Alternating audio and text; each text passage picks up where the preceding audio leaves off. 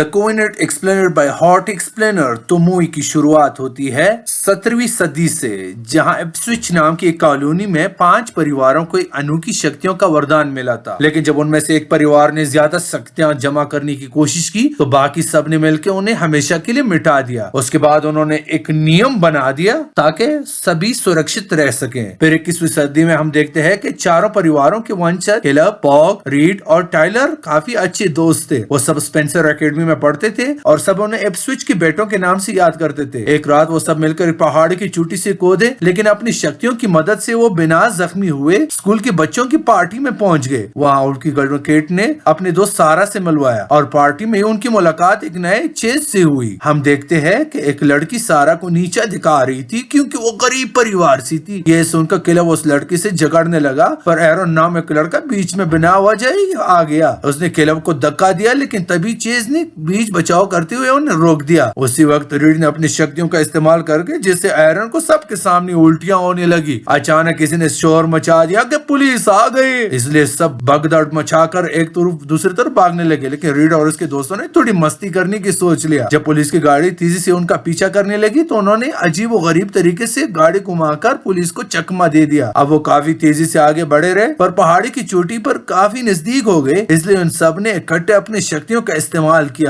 Read ने गाड़ी की तेजी बढ़ाकर उसे हवा में उड़ा दिया और कुछ ही पलों में गाड़ी गायब हो गई। उधर बेचारे पुलिस वालों को लगा कि पहाड़ी से गिरकर सभी बच्चों की मौत हो गई है, लेकिन तभी उनकी गाड़ी हवा से गिरकर पुलिस वालों की गाड़ी के पीछे आ गई। इससे पहले कि पुलिस वाले कुछ कर पाते, चारों लड़के तुरंत वहाँ से भाग गए। जब कैलब घर पहुंचा तो उसने देखा कि उसकी माँ अब तक जाग रही थी। उसने कैलब को बता दिया कि जो शक्तियां तुम्हारे अंदर है 13वें जन्म पे जो मिली थी उसका 18 होती हुई 1000 गुना बढ़ जाएगी। उसका उस शक्तियों का नशा ऐसा है जिसको एक बार इस्तेमाल किया उसे खुद को रोक नहीं पाएगा, और जो जितना ज्यादा इन शक्तियों का इस्तेमाल करेगा वो उसकी उम्र इतनी ही तेजी से बढ़ेगी। उधर जंगल में पुलिस को एक गाड़ी में जिसमें एक लड़का बेहोश पड़ा था। पुलिस ने खिड़की तोड़ के देखा कि उसकी आंखें बिल्कुल सफेद हो चुकी थी। इधर सारा ने कमरे में आके केट से पूछा कि वो 4 लड़कों को इप्सविच के बेटों के नाम से क्यों पुकारा जाता है। केट ने उनके बारे में बताया कि उन 5 परिवारों का पूरा डिटेल दे दिया। बाद में कुछ टूटने की आवाज आई, फिर एकदम लाइट भी चलेगी। सारा डरते हुए बाहर निकली। उसने देखा कि जमीन पर टूटे हुए बल्ब का कांच बिखरा हुआ था। उसी वक्त उसके पीछे धुएं का एक भयानक भूत आया। जैसे वो पीछे मुड़ी तो डर के वहाँ से भाग निकली। अभी वो रीड से टकरा गई और उसे कहने पर वो बाथरूम की जांच पहुंचा, लेकिन उसे वहाँ कुछ नहीं मिला। फिर अगली सुबह कैलब गाड़ी चलाते हुए वो उससे बात कर रहा था। उसके साथ ही सीट पर एक अखबार था जिस पर वो जंगल में मरे लड़की की। अचानक उसकी सीट में वो लड़का नजर आ रहा है। उसने भयानक रूप ले लिया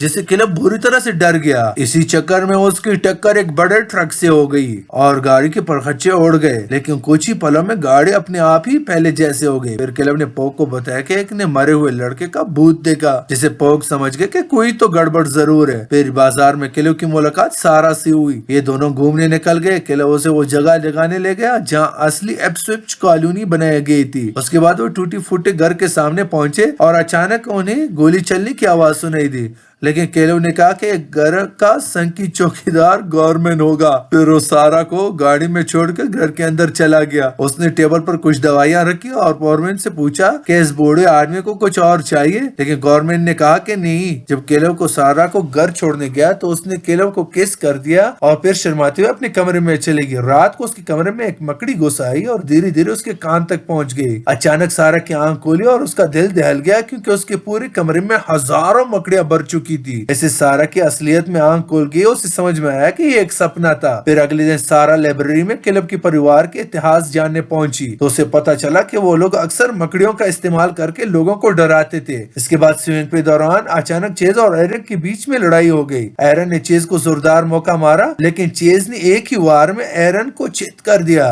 कैलब ने सारा को अपने जन्मदिन आने पर बुला दिया। सारा भी खुशी खुशी राजी हो गया और दोनों ने खुशी एक दूसरे को किस किया। उस रात जब कैलब सो रहा था कि अचानक एक भूत की परछाई ने उसे डरा दिया और वो परछाई तुरंत गायब भी हो गई। अगले दिन कैलब और चेज में स्विमिंग रेस चल रही थी जिसमें जल्द ही कैलब आगे निकल गया। तभी अचानक चेज की आंखें काली हो गई, जिससे खुलासा हुआ कि उसके पास भी शक्तियां हैं, जिसकी मदद से उसने पानी में ही कैलब को बेहोश कर दिया। जब कैलब की आंखें खुली तो उसके दोस्तों ने बताया कि चेज ने उसे डूबने से बचाया। कुछ देर बाद प्रिंसिपल प्रिंसिपल ने चेज को अपने ऑफिस में बुलाकर कहा कि जंगल में मरे उस लड़के की गाड़ी से उसकी आईडी मिली है। इस पर चेज कहने लगा कि वो उसके बारे में कुछ नहीं जानता। दूसरी तरफ केलब को चेज पर शक हो गया, इसलिए वो पोक के साथ स्कूल के ऑफिस में उसके बारे में जानबीन करने लगा। तब उन्हें पता चला कि चेज के माँ बाप उसके 18वें जन्मदिन पर मर गए थे और उसका असली नाम चेज पोप है।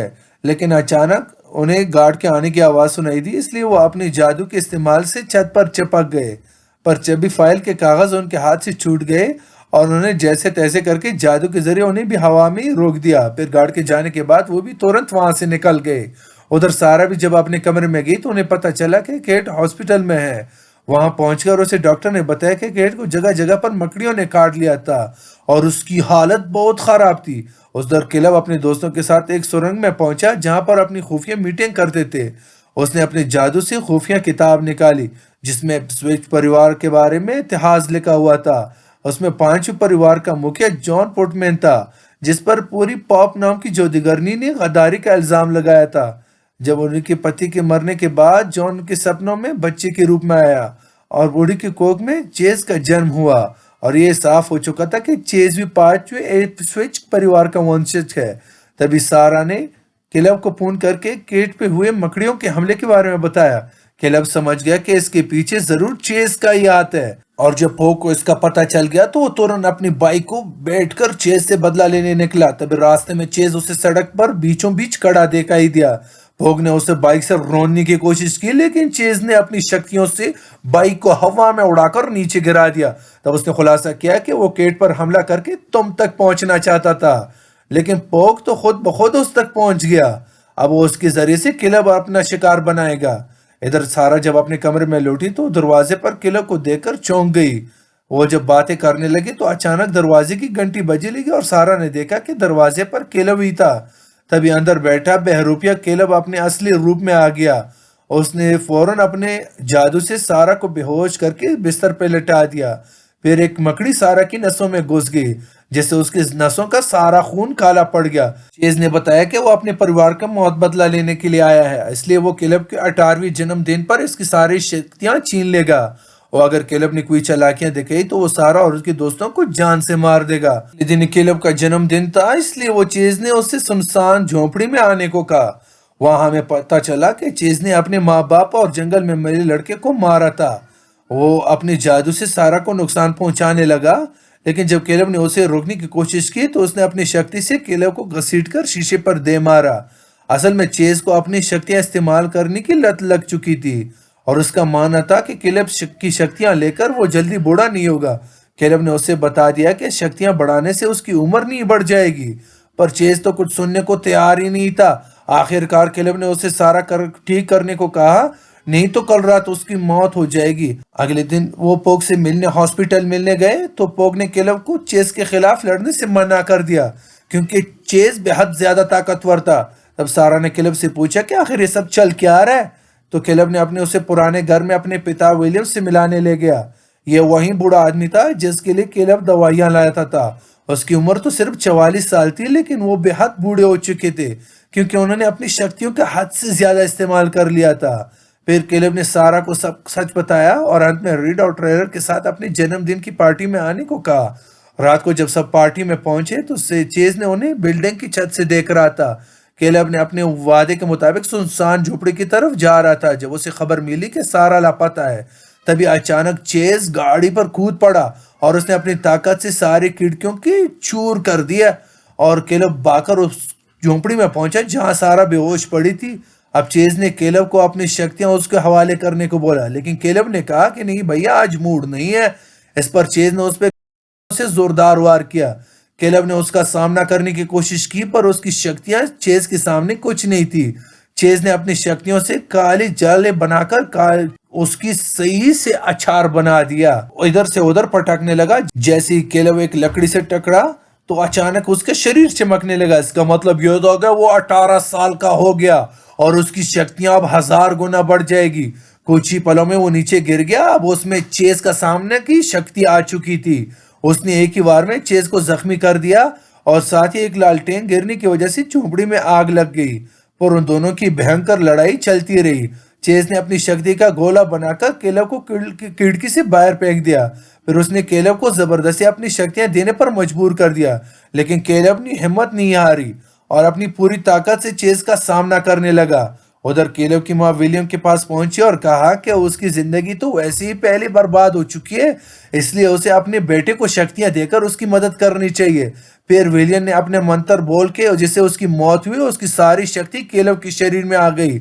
उसी पर जोरदार बिजली कड़की और केलव शरीर चमकने लगा। चेज ने एक और शक्ति का गोला उसकी ओर फेंका, लेकिन अब केलव की शक्ति काफी बढ़ चुकी थी, इसलिए उसने गोला अपने हाथ में लेकर वापस चेज पर वार कर दिया।